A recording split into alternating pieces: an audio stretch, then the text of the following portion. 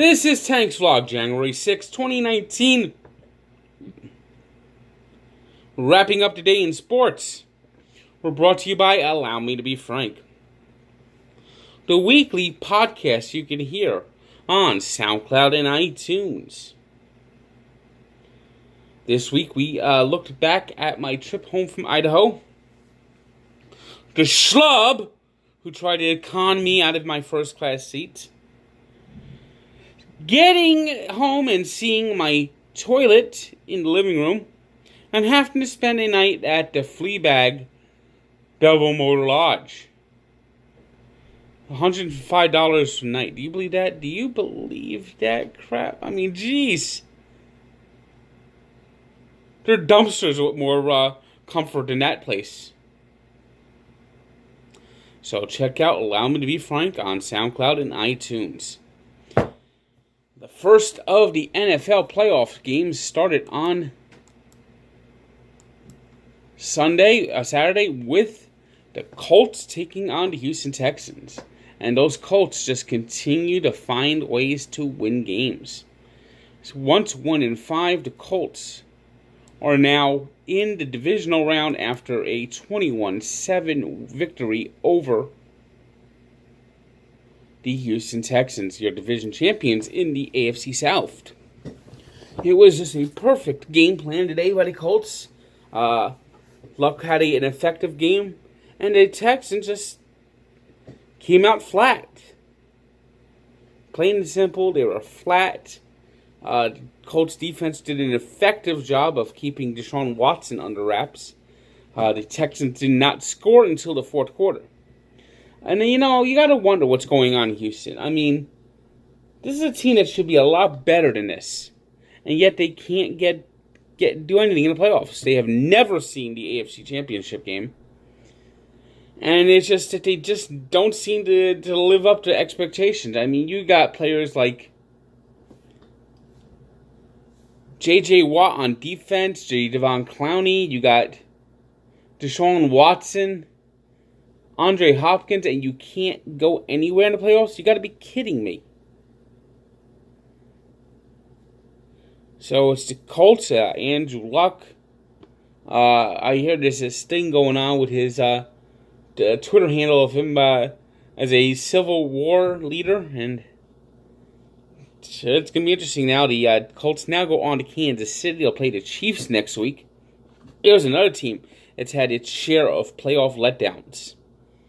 So Andrew Luck and the Colts are live and well, and there's what happened in the AFC playoff game. NFC, it was the Cowboys beating the Seahawks 24-22. And they were helped out a little bit by the fact that the Seahawks did not run a very effective offense, as Brian Schottenheimer continued the tradition of his father, the old calisthenics offense. Run, pass, punt. Run, pass, punt. Run, pass, punt. Run, pass, punt. Run, pass, punt. Run, pass, punt. Run, pass, punt, punt. Run, pass, punt. Run, pass, punt, punt. Run, pass, punt. That's the Schottenheimer shuffle. You go nowhere. You don't go down the field. You go 3 and out. You just see this offense go down in flames. You can win a game with the run, pass, punt. Run, pass, punt, punt. Run, pass, punt. Run, pass, punt. Run, pass, punt.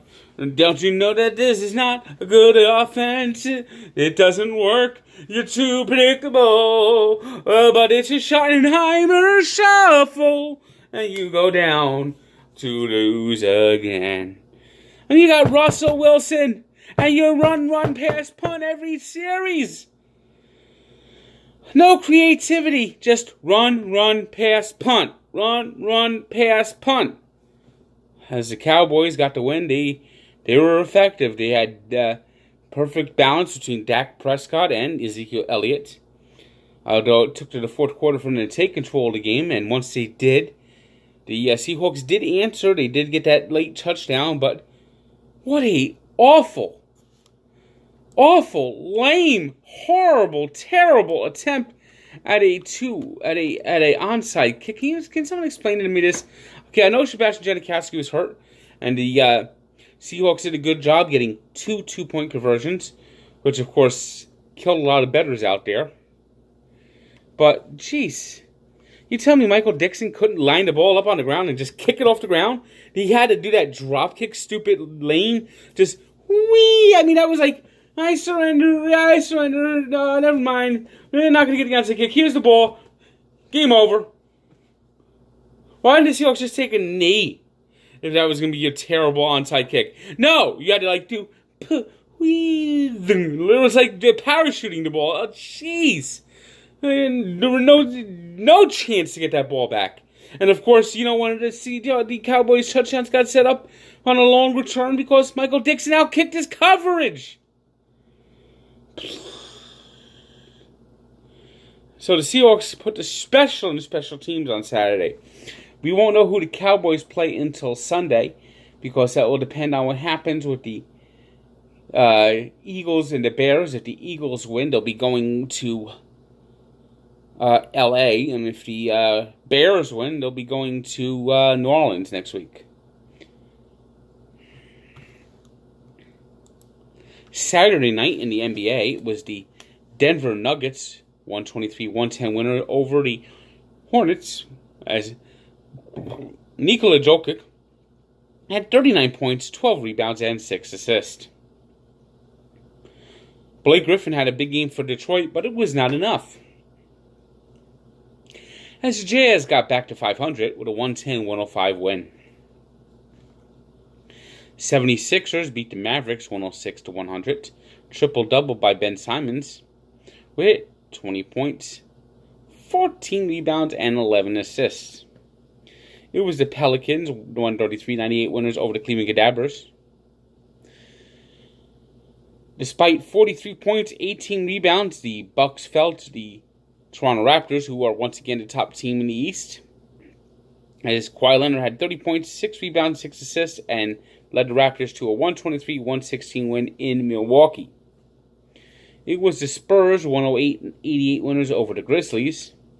James Harden did not score 40 points for the first time in 6 games, and the Rockets lost. But 38 points was another good performance, as Harden remains the hottest player in the NBA, as the Trailblazers beat the Rockets 110-101. And the Warriors got 42 points from Stephen Curry to beat the Kings of Sacramento 127-123. Going to the night on ice, unfortunately, Team USA in World Juniors lost to Finland. Meanwhile, in the NHL, it was the Flames skating past the Flyers in overtime 3-2. The Wild edged the Senators 4-3. It was the Bruins 2-1 winners over the Sabres. The Maple Leafs got a 5-0 win over the Canucks. It was the Predators beating the Canadiens 4-1. The Blue Jackets beat the Panthers 4-3 in overtime on a goal by Seth Jones. It was the Islanders 4-3 winners over the Blues. The Kings saw Jonathan Quick get his 300th career win. It was a shutout as they beat the Edmonton Oilers 4-0. And the Sharks got 2 goals from Evander Kane to end the Lightning winning streak with a 5-2 win. Today's 3 stars are Marlon Mack of the Colts, who had rushed for 148 yards. Ezekiel Elliott, who rushed for 137 yards for the Cowboys.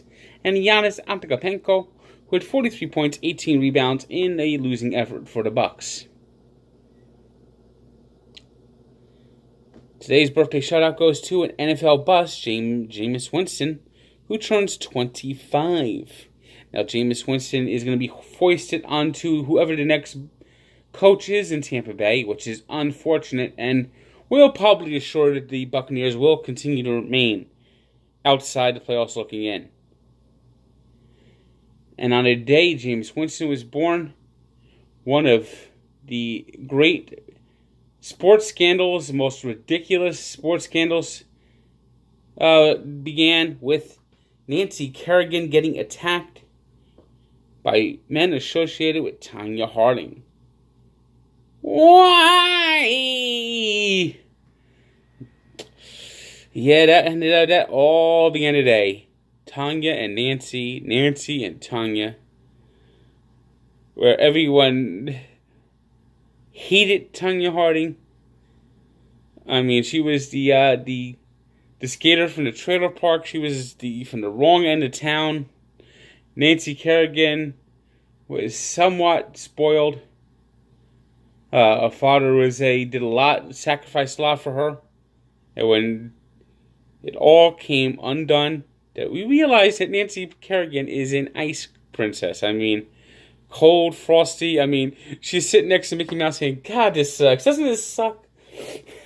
And it was just, if you would have walked into Hollywood with the script of that whole fiasco, you would have been laughed out of town. And it's hard to believe it's been 25 years since David Letterman began every show with the word Gillooly.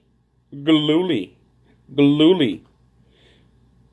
So, read the whole story at Barstool Sports and Sports Encyclopedia, where sports history lives, and have a Gillooly day. And don't forget to listen to Allow Me to Be Frank, and don't be Gillooly about it.